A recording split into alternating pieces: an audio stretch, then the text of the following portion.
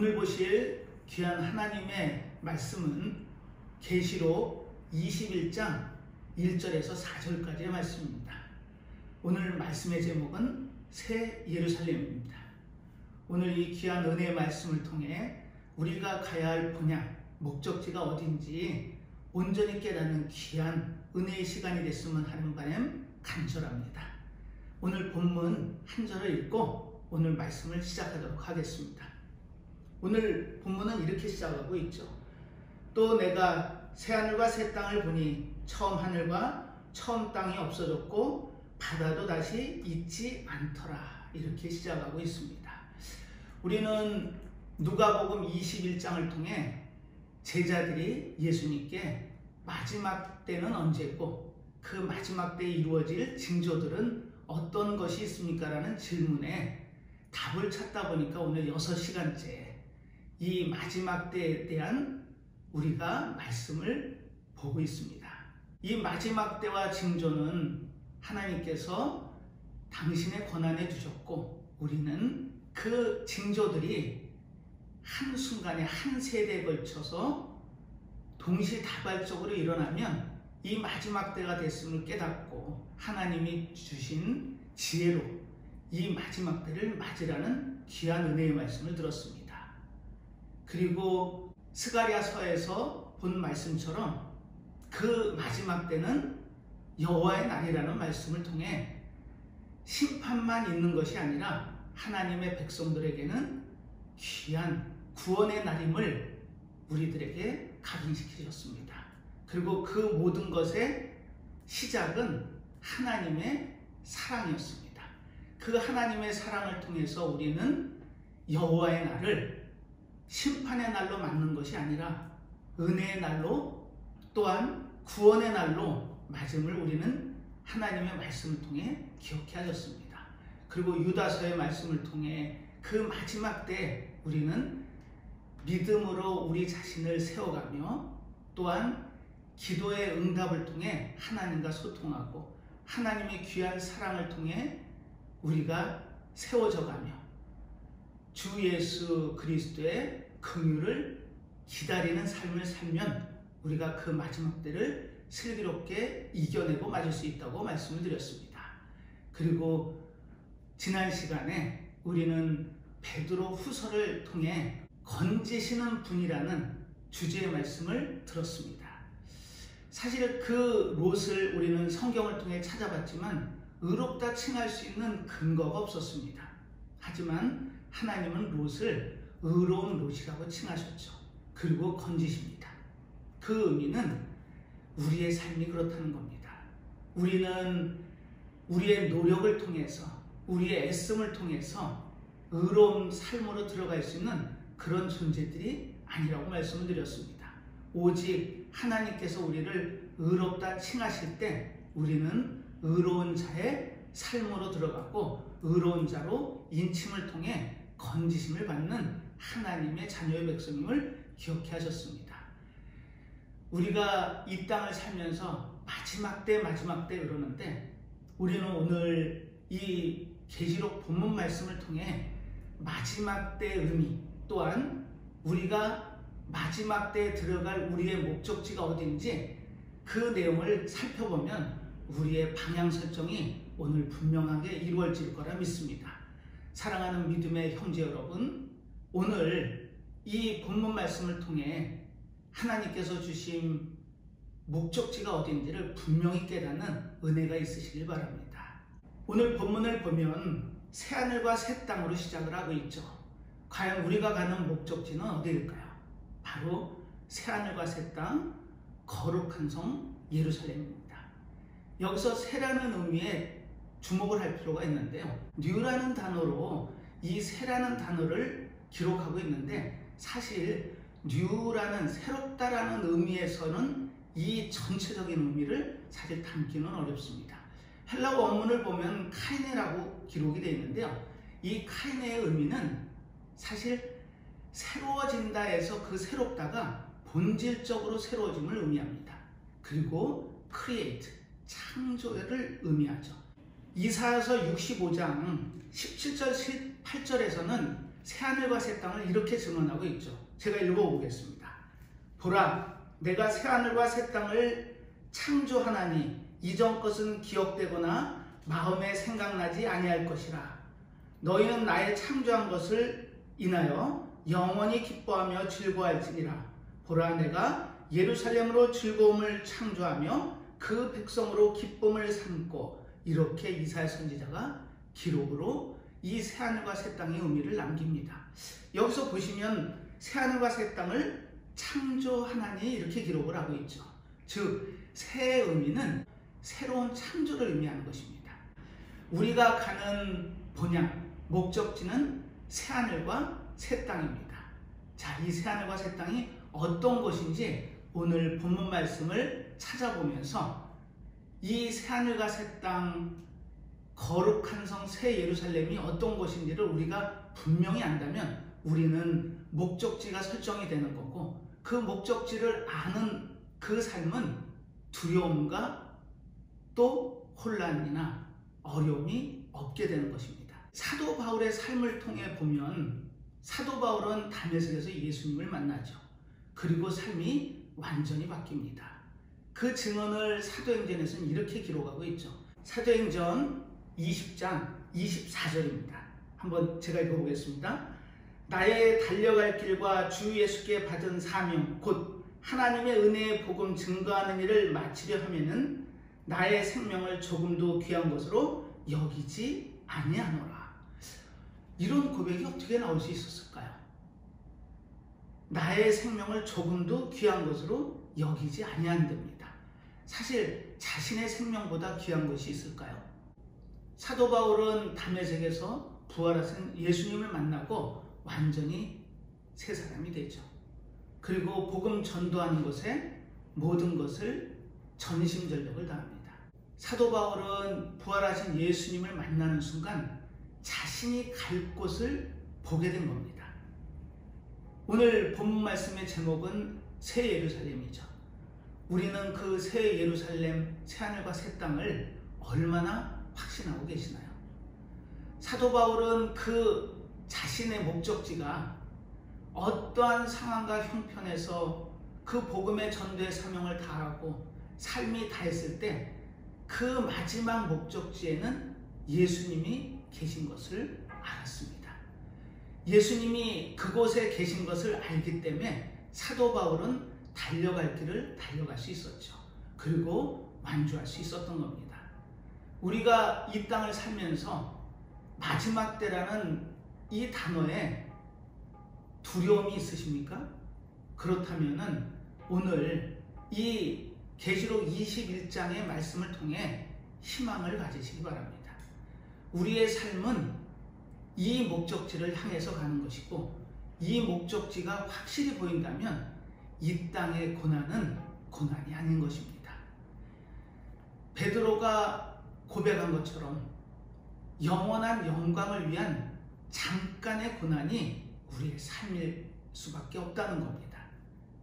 그 목적지를 오늘 확실히 각인시키는 귀한 은혜의 시간이 되길 바랍니다. 새 하늘과 새 땅 이렇게 기록이 되어 있죠. 그리고 처음 하늘과 처음 땅이 없어졌고 바다도 다시 있지 않더라. 이렇게 오늘 본문이 시작합니다. 사실 이 땅에는 사단이란 존재가 우리의 영원한 걸림돌이었습니다. 에덴에서 하나님과 동행하는 영원한 삶을 살려고 했던, 하나님이 그렇게 창조하셨던 아담과 하와가 창세기 3장에 보면 사단의 체현인 들짐승 중에 가장 간교한 모습으로 뱀이라는 형상으로 아담에게 다가오죠. 그리고 유혹을 합니다. 그 유혹에 넘어진 아담과 하와는 지식을 알게 하는 knowledge tree의 그 열매를 먹고 그리고 에덴에서 나와야 되는 운명에 처하게 되죠. 그때부터 우리의 삶은 고달픈 삶이 됩니다. 이 창세기 3장부터 사단이라는 존재는 우리의 앞길을 집요하게 방해를 하고 우리를 혼란 가운데 두죠. 그리고 하나님께 향하려는 그 마음을 흔들기 시작합니다. 결과는 어떻게 될까요? 우리는 그 결과를 창세기 3장 15절에서 확인할 수 있습니다. 여자의 후손이 너희 머리를 상하게 할 것이요 너는 그의 발꿈치를 상하게 할 것이다. 사실 우리는 결론을 알고 시작한 싸움입니다. 물론 그 싸움의 결과를 얼마만큼 내 것으로 만드느냐 그 차이는 있을지 모르지만 창세기 3장을 15절을 통해서 우리는 결과를 분명히 알고 시작한 싸움입니다. 그 결과가 계시록 19장 20절에 나와 있습니다. 제가 읽어보겠습니다. 짐승이 잡히고 그 앞에서 이적을 행하던 거짓 선지자도 함께 잡혔으니 이는 짐승의 표를 받고 그의 우상에게 경배하던 자들을 이적으로 미혹하던 자라. 이 둘이 산채로 유황불 붙는 못에 던지우고. 인류의 마지막 전쟁이 아마게돈 전쟁이죠. 이 전쟁에서 패한 적그리스도와 거짓 선지자가 붙들려 산채로 유황불 붙는 불못에 던져집니다. 이렇게 해서 적그리스도와 거짓 선지자의 운명이 끝나죠. 20장 2절에 보면 용을 잡으니 곧 옛뱀이요 마귀요 사단이라 잡아 1,000년 동안 결박하여 이렇게 기록이 되어 있습니다. 우리를 창세기 3장부터 괴롭혔던 사단의 운명이 계시록 20장에 가서야 끝이 납니다. 자, 그 내용을 한번 확인해 볼까요? 3절입니다. 3절에 보면 무저갱에 던져 잠그고 그 위에 임봉하여 1000년이 차도록 다시는 만국을 미혹하지 못하게 하였다가 그 후에는 반드시 잠깐 노일이라 이렇게 기록이 되어 있죠. 자, 이 의미가 예수님께서 이 땅에 오셔서 적그리스도와 거짓 선지자들을 불못에 던지고 그리고 이 땅에 천년왕국이 이루어지는 겁니다. 그리고 이 1000년 동안 하나님의 백성과 이 땅에서 1000년을 함께 하시게 되는 거죠. 그리고 이 사단이 그 1000년이 차면 무정에서 잠깐 놓이는 상황이 일어납니다. 7절에 가면 확인할 수 있는데요. 자, 읽어보겠습니다.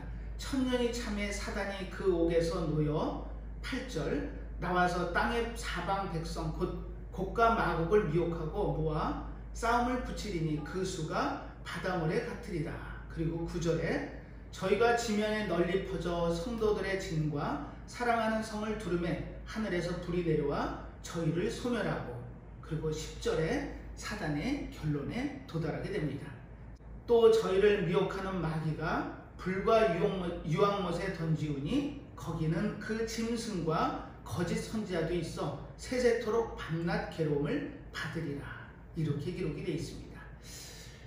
사실 이 사단의 존재가 창세기 3장부터 계시록 20장까지 우리를 집요하게 괴롭히고 있었던 거죠. 그리고 이 사단의 결말이 20장에 가서야 끝납니다. 이 곡과 마곡의 전쟁에서 결국에는 사단이 붙들려 불못에 던져지는 결말에 이르게 되죠.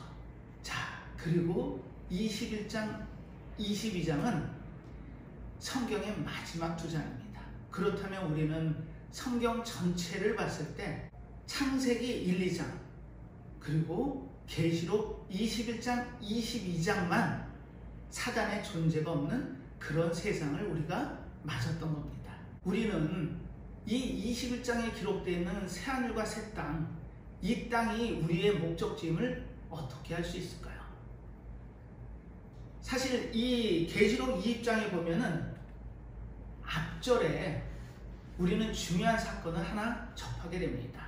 바로 11절에 그 내용이 기록이 되어 있는데요. 제가 한번 읽어보겠습니다.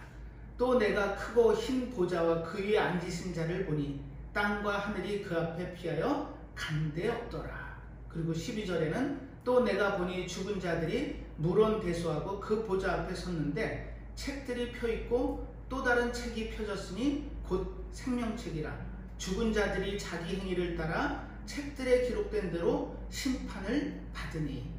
이 심판이란 단어 때문에 우리는 마지막 때 그러면 심판만 있는 걸로 오해할 수 있었던 겁니다.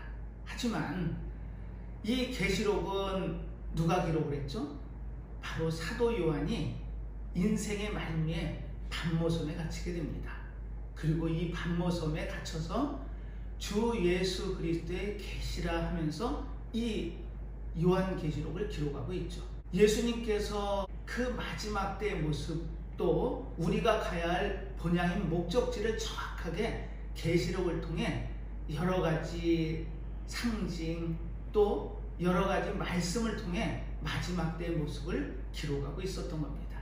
사실 이 계시록을 우리가 잘못 오해하면 두려운 책, 또 심판이 있는 책하고 굉장히 암울한 책으로 기억할 수 있다는 겁니다. 하지만 오늘 이 말씀을 들으시는 믿음의 성도분들께서는 이 계시록이 희망의 말씀임을 꼭 기억하시기 바랍니다. 예수님께서 사도 요한을 남기셔서 이 계시록을 통해 마지막의 모습을 기록해 하셨다는 것은 우리에게 희망을 주기 위해 그 기록을 남기셨다는 겁니다. 사실 계시록이 어렵죠. 여러 가지 상징이 들어가 있고 우리가 알지 못하는 내용들이 많이 기록되어 있다 보니까 계시록은 그냥 어려운 책이고 또 마지막 때 심판의 책이라고 오해할 수 있습니다. 물론 이해합니다. 하지만 계시록의 내용을 찬찬히 살펴보고 이 계시록에 담긴 하나님의 사랑 또 우리의 가야 할 목적지가 분명히 보인다면 이 계시록은 우리에게 희망이 치게 될 수 있습니다. 오늘 이 가고자 하는 그 마지막 목적지의 내용을 잘 살피셔서 우리의 희망의 그 본향이 어떤 것인지를 깨닫는 은혜가 있길 바랍니다. 자, 여기 성경에 보면 책들과 생명책이 나오는데 이 부분을 우리는 좀 이해할 필요가 있습니다. 사실 우리가 신앙 가운데 살다가 또 우리의 육이 삶이 다해서 그 마지막이라는 것을 맞죠. 우리는 이 새하늘과 새 땅을 막연하게 천국 하는데 그 천국의 의미는 사실 마태가 기록한 내용 때문에 그렇습니다. 마태는 사복음서에 유일하게 우리가 가야 할 목적지가 천국임을 기록하고 있죠. 그리고 이렇게 기록을 합니다. 세례 요한이 사역을 시작하고 세례를 주면서 이렇게 외치죠. 회개하라, 천국이 가까웠다. 그리고 물론 예수님도 요단강에서 세례를 받으시고 첫 일성이 이 말씀이셨습니다. 회개하라, 천국이 가까웠다. 이 천국이라는 의미를 우리는 어떻게 둬야 될까요? 이 천국은 한자어로 보면 하늘천 나라국이죠. 하늘나라입니다. 왜 마태는 천국이라고 썼을까요? 사실 이 마태가 쓴 마태복음의 수신자들을 보면 개종한 이스라엘 백성들입니다. 이스라엘 백성들은 입에 하나님의 이름을 올리길 두려워했죠. 그래서 하늘나라라는 이 천국이라는 단어를 통해 우리가 가는 본향 목적지를 알려주고 싶었던 겁니다. 자, 우리는 천국 하는데 오늘 계시록 21장에서는 오늘 본문 말씀의 제목처럼 새 예루살렘으로 기록이 되어 있습니다. 자, 오늘 이 가고자 하는 우리의 본향 이 부분이 과연 어떻게 이루어지는지를 요한복음에서 우리 찾아보고 오늘 본문 말씀을 자세히 보도록 하겠습니다. 요한복음 5장 29절입니다. 제가 읽어보겠습니다. 선한 일을 행한 자는 생명의 부활로 악한 일을 행한 자는 심판의 부활로 나오리라. 자, 이 대목을 이해하셔야 우리가 계시록 20장을 이해하고 우리가 가는 본향을 기억할 수 있습니다. 자, 이 내용을 보시고 본문에 가서 확인을 하겠습니다. 계시록 20장 12절입니다. 또 내가 보니 죽은 자들이 물온대소하고 그 보좌 앞에 섰는데 책들이 펴있고 또 다른 책이 펴졌으니 곧 생명책이라. 죽은 자들이 자기의 행위를 따라 책들에 기록된 대로 심판을 받으니. 여기서 행위가 나오죠.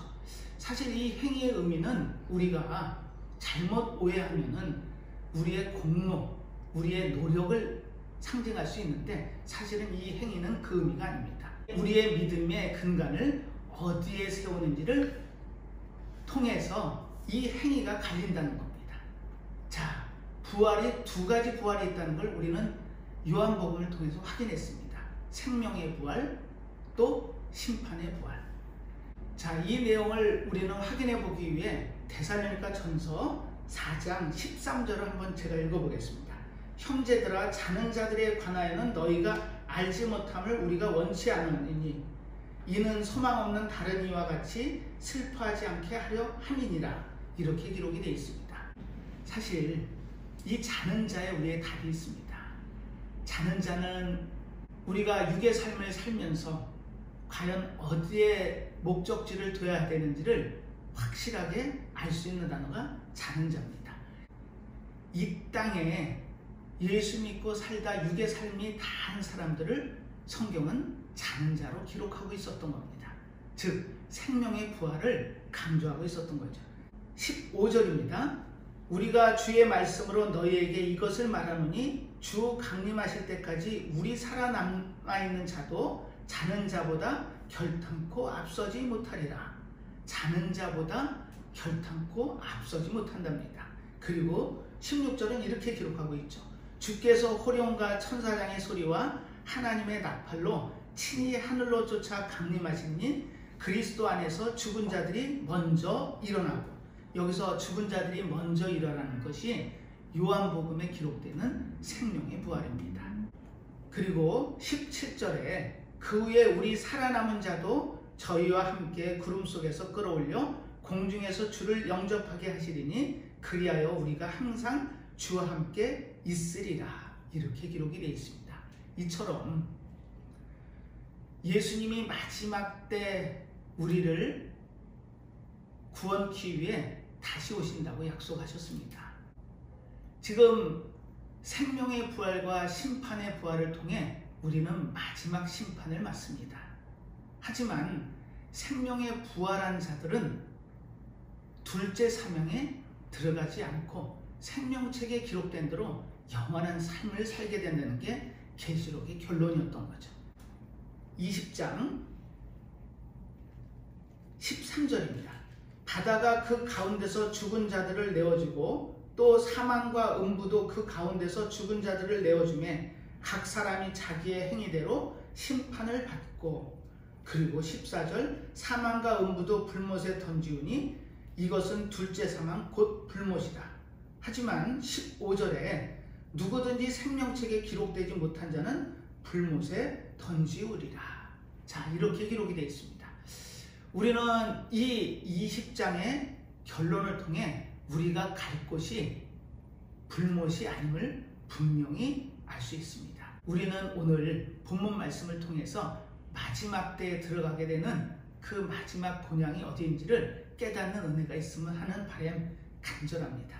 자, 이 새하늘과 새 땅이라고 그러고 거룩한 성, 새 예루살렘이라고 하는 그 목적지가 과연 어떤 곳인지 오늘 네 가지를 통해 알아보려고 합니다. 자, 첫 번째입니다. 우리가 가는 그 본향은 거룩이 있는 곳입니다. 2절입니다. 또 내가 보매 거룩한 성 새 예루살렘이 하나님께로부터 하늘에서 내려오니 그 예비한 것이 신부가 남편을 위하여 단장한 것 같더라. 자, 새 예루살렘이 거룩한 성이랍니다. 이 거룩이라는 의미가 무엇일까요? 히브리어는 카도시라고 하죠. 카도, 즉 구별된 것을 말합니다. 우리는 세상을 살면서 크고 많은 것을 지향하죠. 하지만 우리가 가는 그곳은 거룩한 곳입니다. 성경에서 이 거룩한 성 예루살렘의 대척점을 바벨론이라고 기록하고 있는데요. 그 바벨론과 예루살렘의 차이를 보겠습니다. 계시록 18장 10절에 가면 이렇게 기록이 되어 있죠. 그 고난을 무서워하여 멀리 서서 가로되 화이또다 화이또다 큰 성 견고한 성 바벨론이요 일시간에 내 심판이 이르렀다 하리로다. 이처럼 바벨론을 큰 성 견고한 성이라고 기록하고 있죠. 이처럼 세상이 지향하는 성은 크고 견고한 성 바벨론이었습니다. 하지만 우리가 들어가는 목적지의 새하늘과 새 땅, 새 예루살렘 성은 거룩한 성이었던 겁니다. 우리는 이 거룩이라는 의미를 기억하셔야 됩니다. 히브리어로는 카도시라고 말씀을 드렸죠. 즉 구별된 자들이 들어가는 것입니다. 우리가 누가복음 21장을 통해서 시작한 마지막 때의 말씀을 오늘 이 새하늘과 새 땅 거룩한 성 새 예루살렘을 통해 그 목적지를 찾았습니다. 그 새 예루살렘 성은 거룩한 성, 우리가 거룩한 자만이 들어가서 하나님의 거룩함을 대면할 수 있는 것입니다. 우리는 고린도전서 13장의 말씀을 통해서 우리가 보는 그 마지막 때의 모습이 희미함이 이제는 21장에 가서 오늘 확인을 통해 확실함으로 와닿을 겁니다. 우리가 들어가는 새하늘과 새 땅이 어떤 곳이라고요? 첫 번째, 거룩한 땅입니다. 우리의 삶이 세상과 구별된 삶, 우리의 믿음이 우리의 앞길을 인도해서 하나님께서 건지시마 약속하심처럼 그 건지시는 분의 능력을 통해 우리가 마지막 때에 들어가는 그 본향은 거룩한 성이었습니다. 두 번째는 3절에서 확인할 수 있죠. 내가 들으니 보좌에서 큰 음성이 나서 가로되 보라 하나님의 장막이 사람들과 함께 있음에 하나님이 저희와 함께 거하시리니 저희는 하나님의 백성이 되고 하나님은 친히 저희와 함께 계셔서 이렇게 기록이 되어 있습니다. 여기서 눈에 보이는 단어가 있으실 겁니다. 함께죠. 새 예루살렘은 첫 번째가 거룩한 곳이었고 두 번째가 하나님의 임재가 있는 곳입니다. 에녹은 하나님과 300년을 동행합니다. 그리고 하나님이 데려가시죠. 이처럼 우리의 삶이 하나님과 동행하는 삶이 되고 또 새 예루살렘에 들어가면 하나님의 임재를 접하고 하나님과 늘 동행하는 삶을 사는 것이 바로 예루살렘 성이었던 겁니다. 우리는 아담의 사건을 통해서 하나님과의 단절을 겪죠. 그 단절의 의미는 에덴, 하나님이 약속하신 그곳에 살 수 없는 환경과 존재로 전락해버리고 맙니다. 물론 사단의 괴계에 넘어져서 그와 같은 결론이 도달하게 되죠. 그리고 하나님과의 관계가 끊어졌습니다. 하지만 우리가 가고자 하는 그 마지막 본향에서는 하나님하고의 관계가 회복이 된다는 겁니다. 즉 친밀함이 다시금 되살아나는 거죠. 이 인티머시라는 의미는 하나님과 함께라는 겁니다. 우리는 그분의 임재를 경험하고 그분과 늘 동행하는 삶을 사는 것이 바로 새 예루살렘이었던 겁니다. 4절 읽어보겠습니다.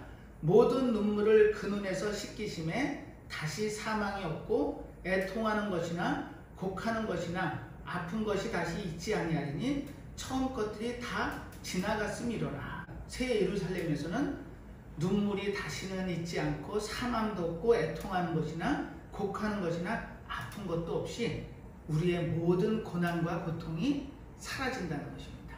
즉 치유가 일어난다는 것이죠. 자, 그 치유의 의미가 뭘까요?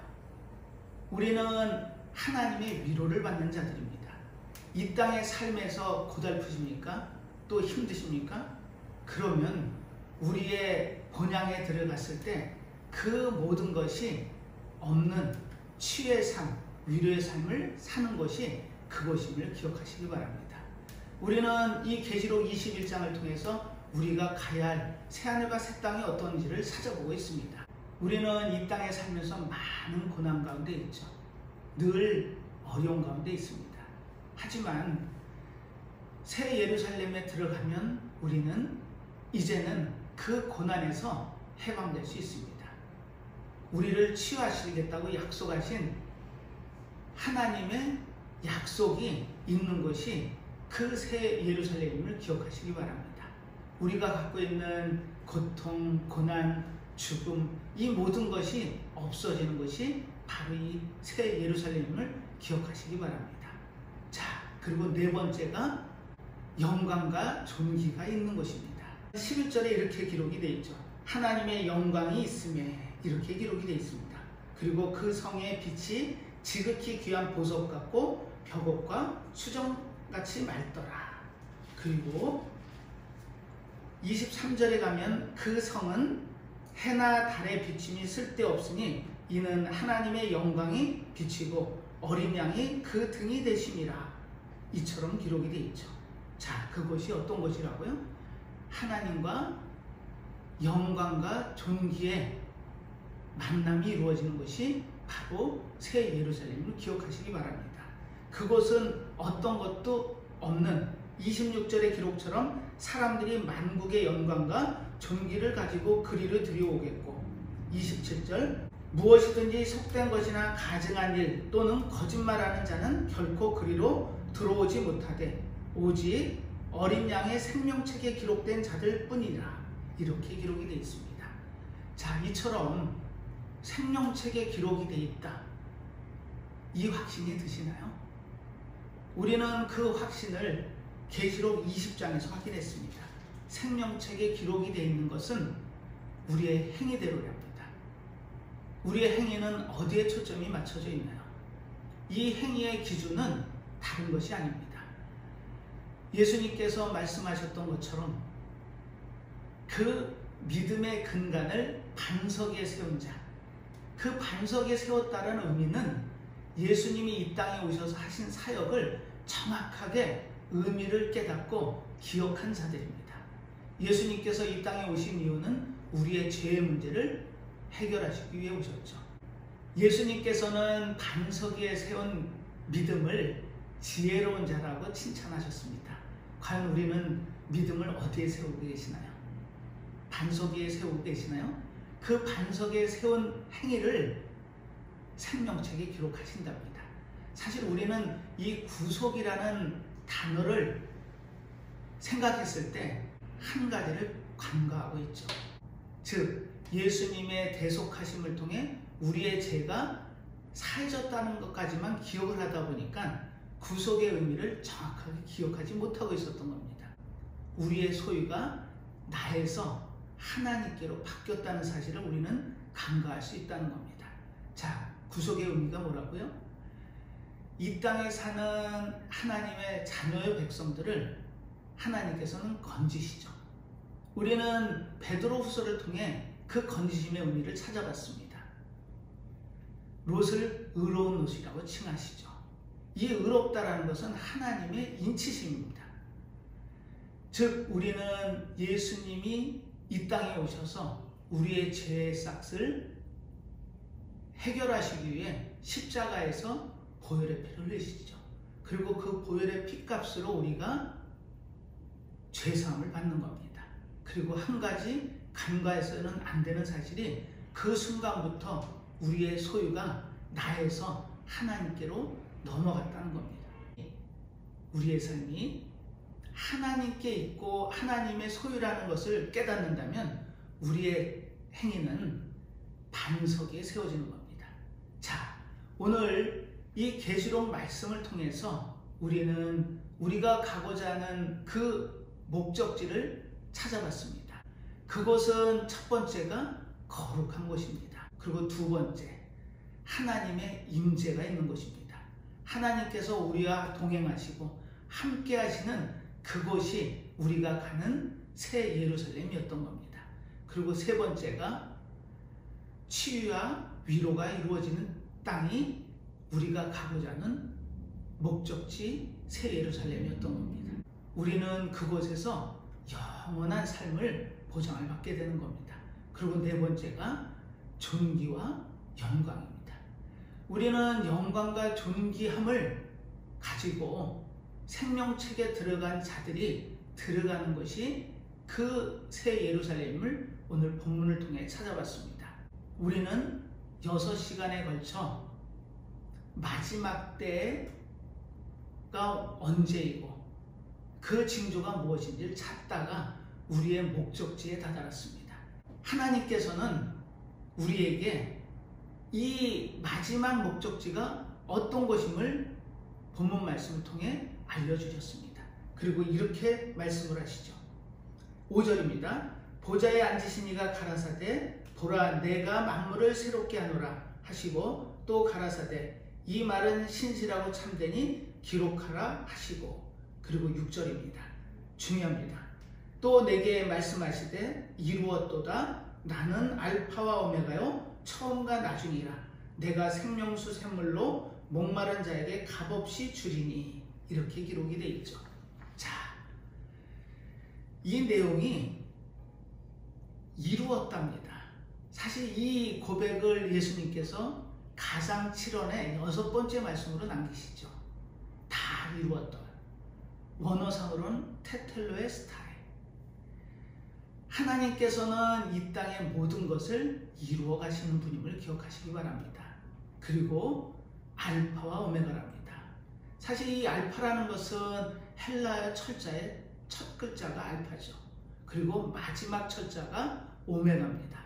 즉 그 의미는 사실 이 수거적인 의미가 있는데, 하나님께서는 시작하신 일은 반드시 이루신다, 반드시 끝내신다, 반드시 완성하신다라는 자기 선언이십니다. 사랑하는 믿음의 성도 여러분, 우리는 오늘 본문 말씀을 통해 새 하늘과 새 땅이 무엇인지를 봤습니다. 우리가 그 새 하늘과 새 땅을 목적지로 삼고 있는 한 우리가 이 땅에서 사는 어려움과 고난은 이겨낼 수 있습니다. 잠깐의 고난이라고 베드로 사도가 고백한 것처럼 우리는 잠깐의 고난으로 영원한 영광을 얻을 수 있는 하나님의 자녀의 백성입니다. 그리고 하나님이 그렇게 하시겠답니다. 지난 시간에 본 것처럼 하나님은 건지시는 분, 우리를 건지셔서 이 목적지까지 데리고 가시겠다는 약속을 지금 하고 계시는 겁니다. 그 약속의 말씀이 기억된다면 우리는 이 땅의 삶 살아낼 수 있습니다. 사도 바울의 고백처럼 목숨도 아깝지 않게 내어놓을 수 있는 그와 같은 믿음이 사도 바울의 믿음이었던 것처럼 우리도 그럴 수 있습니다. 우리가 이 땅을 살면서 신앙생활을 통해 우리의 삶을 영위해 가죠. 하지만 우리는 그 삶이 목적지가 있는 삶임을 기억하시기 바랍니다. 그 목적지가 분명하게 각인된다면 우리의 이 땅의 삶은 살아낼 수 있습니다. 그리고 그 삶에 우리는 이와 같은 확신도 필요합니다. 첫 번째가 구원의 확신입니다. 예수 그리스도의 십자가의 대속의 죽음이 나를 살리기 위한 죽음임을 깨닫고 또 그분의 그 사역을 통해 우리가 구원받았음을 확신하시기 바랍니다. 그리고 두 번째가 죄사함의 확신입니다. 그분의 대속하심이 우리의 죄를 대속하신 겁니다. 우리는 아담을 통해 죄의 문제에서 자유롭지 못하죠. 하지만 그분만이 우리의 죄를 사하실 수 있다는 그와 같은 확신을 가지시기 바랍니다. 그리고 세 번째가 간과하기 쉬운 부분이 있다고 말씀 들으신 것처럼 우리는 하나님의 소유임을 확신하시기 바랍니다. 내 것이라고 인치신 그분이 우리를 알파요 오메가이신 그분이 끝까지 이끌어 가시겠답니다. 우리가 소유됨이 하나님의 소유임을 확신하시기 바랍니다. 그리고 네 번째가 기도응답의 확신입니다. 우리는 기도를 통해 우리의 처지와 형편을 하나님께 간구하죠. 그분께서 우리의 기도를 들어주심을 확신하시기 바랍니다. 그리고 다섯 번째가 인도하심의 확신입니다. 우리를 건지시고 목적지까지 새하늘과 새 땅까지 우리를 이끌어 가신다는 인도하심의 확신이 있어야 됩니다. 그리고 마지막으로 여섯 번째가 승리의 확신입니다. 이 싸움이 창세기 3장 15절에 기록된 대로 그분이 승리하신 싸움입니다. 우리는 그분과 함께라면 이 싸움 이겨낼 수 있습니다. 그래서 승리에 대한 확신을 분명히 가지시기 바랍니다. 이처럼 신앙에 믿음의 확신이 있다면 우리는 이겨내고 그 마지막 목적지인 그곳을 향해 한 걸음 한 걸음 나아갈 수 있습니다. 사랑하는 믿음의 성도 여러분, 이 마지막 때 징조를 통해 우리에게 모든 것을 알려주시는 하나님의 놀라운 은혜와 사랑을 기억하시기 바랍니다. 그래서 계시록은 1장에 예수 그리스도의 은혜와 평강으로 시작해서 22장에 예수 그리스도의 은혜로 마감하는 책입니다. 이처럼 우리는 요한이 기록한 계시록을 통해 그 마지막 때 모습을 보고 또 우리가 가고자 하는 그 목적지가 어디인지를 우리는 오늘 살펴봤습니다. 그 목적지가 확연히 보이시나요? 우리의 믿음 안의 삶 가운데 그 목적지가 분명하다면 생명의 부활을 통해 둘째 사망에 들어가지 않습니다. 그 둘째 사망에 들어가는 자들을 요한은 이렇게 기록하고 있습니다. 8절입니다. 그러나 두려워하는 자들과 믿지 아니하는 자들과 흉악한 자들과 살인자들과 행음자들과 술객들과 우생 숭배자들과 모든 거짓말하는 자들은 불과 유황으로 타는 못에 참여하리니 이것이 둘째 사망이라. 아멘.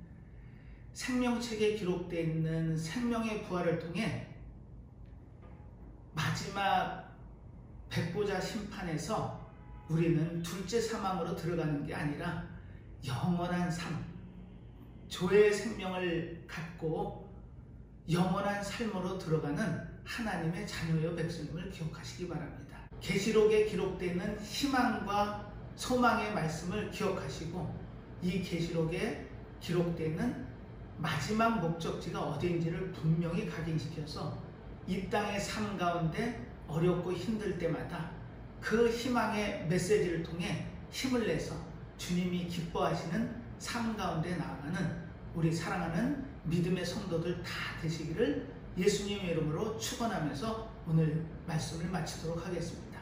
기도하겠습니다. 하나님 아버지, 이 마지막 때를 통해 우리가 가야 할 마지막이 어딘지를 오늘 계시록 말씀을 통해 알게 하셨습니다.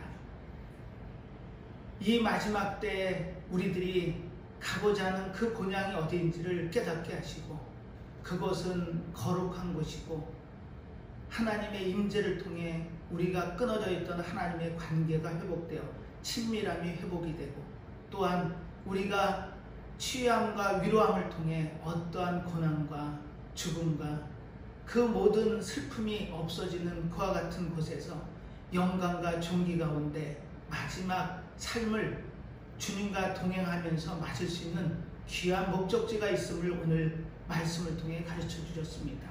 이 땅을 살면서 많은 어려움도 겪고 힘듦도 겪지만 그 순간순간 주님이 주시는 이 희망의 메시지를 통해 모든 것을 주님께 맡기며 이 땅의 삶이 희망의 삶이 되기를 바라고 원하며 이 모든 말씀 예수님의 이름으로 기도드리옵나이다.